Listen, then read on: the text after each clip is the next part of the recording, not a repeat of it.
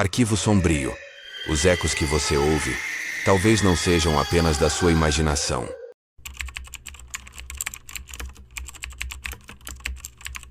Você já ouviu barulhos vindos debaixo da sua cama, mas e se eles não estivessem embaixo, e sim dentro do piso?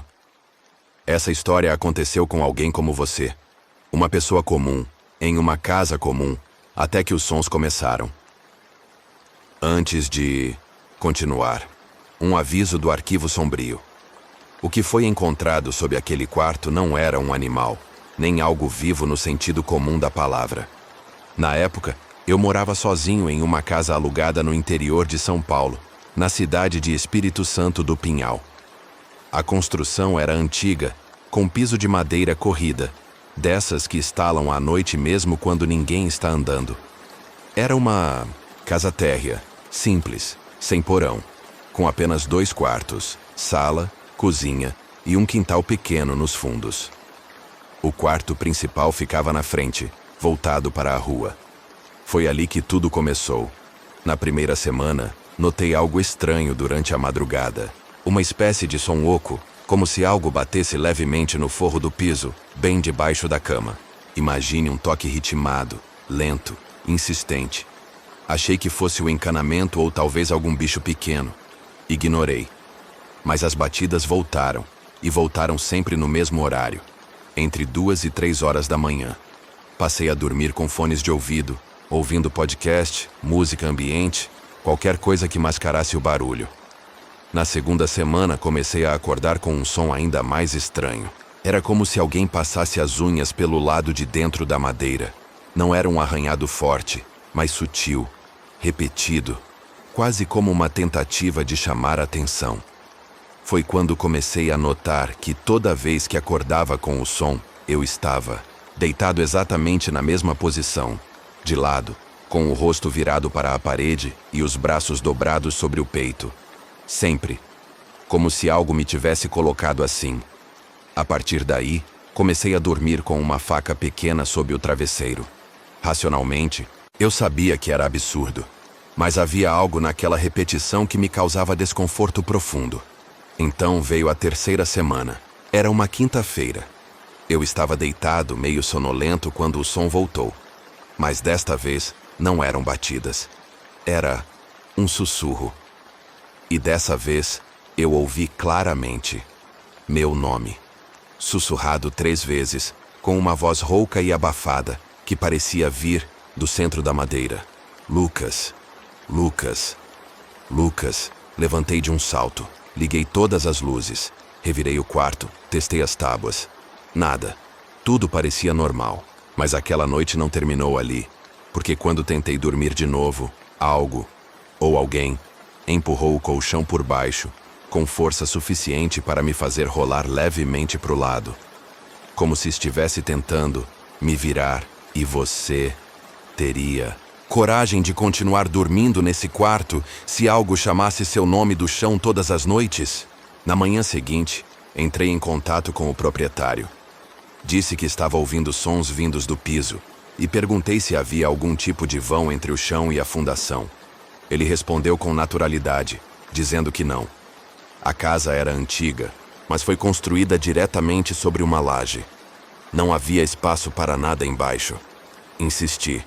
Queria saber se, por acaso, havia alguma passagem, alguma parte oca, algum registro de manutenção ali. Ele respondeu com firmeza. Não havia absolutamente nada debaixo daquele quarto. Aquilo não me tranquilizou. Pelo contrário, na noite seguinte não consegui dormir. Permaneci deitado, imóvel, fingindo estar inconsciente. Esperei. E exatamente às 2h45 da madrugada, o som recomeçou. Mas desta vez, havia algo novo. A voz não apenas sussurrava meu nome, ela cantava. Era uma melodia curta, sem palavras, como uma canção de ninar arrastada e distorcida. E havia mais. As batidas agora vinham acompanhadas de vibrações no colchão. Suaves, mas contínuas. Como se algo rastejasse por dentro do piso. Como se circulasse debaixo de mim, em círculos. Não me mexi. Só ouvi. E ouvi até não conseguir mais aguentar. Na manhã seguinte, comecei a pesquisar arquivos da cidade, e foi aí que encontrei algo curioso.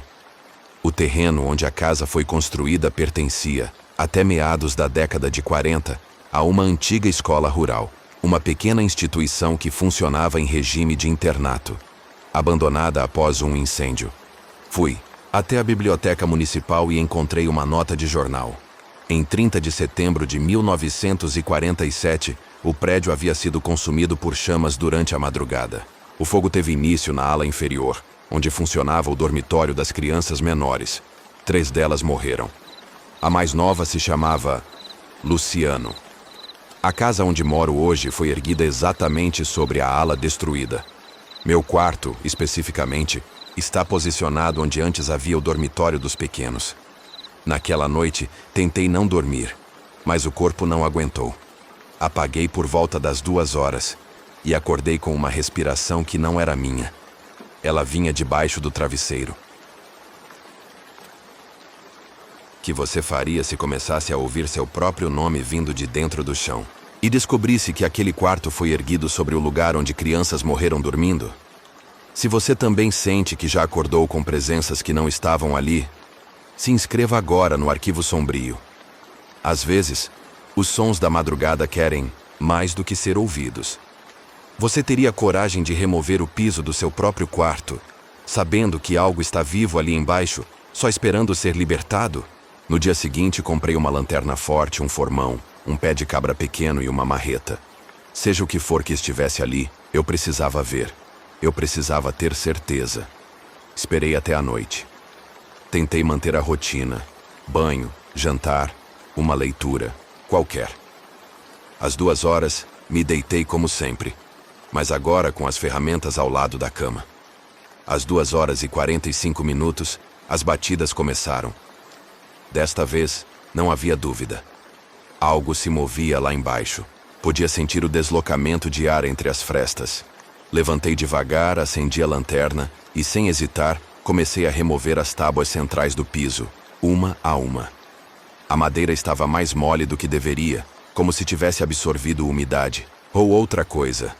Debaixo das primeiras tábuas, havia apenas um espaço estreito. Terra úmida, escura, e o cheiro era doce e podre ao mesmo tempo, como fruta passada misturada com mofo velho. Continuei.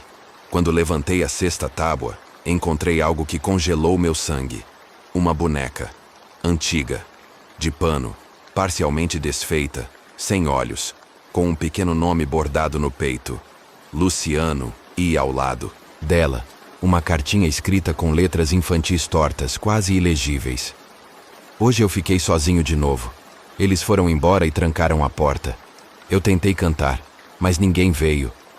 O ar ficou mais denso. Senti uma pressão no peito, como se o próprio ambiente quisesse me afastar dali. A lanterna piscou. Um estalo seco ecoou no silêncio da casa.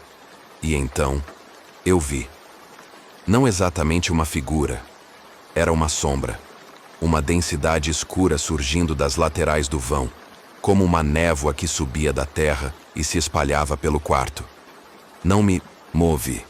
Ela subiu lentamente, se formando como braços, cabeça e algo parecido com um rosto, mas sem traços nítidos. Só um buraco de escuridão no lugar dos olhos. E então, falou. Por que demorou tanto? Minha visão ficou turva. A garganta travou. Tentei correr, mas as pernas não obedeciam. Caí. Tudo girava. A última coisa que ouvi antes de apagar foi aquele canto infantil, vindo de dentro da minha própria cabeça. Acordei no hospital 2 dias depois. Disseram que o proprietário encontrou a casa arrombada e me desmaiado no chão do quarto, com sinais de intoxicação por mofo e corte superficial nas mãos. Mas o que me assustou mesmo foi o que o enfermeiro comentou, sem saber de nada. Ah, é a casa da escola, né?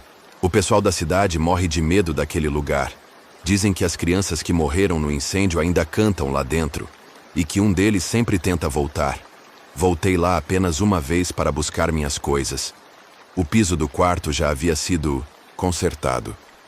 Mas toda noite desde então, quando me deito, eu ouço a canção.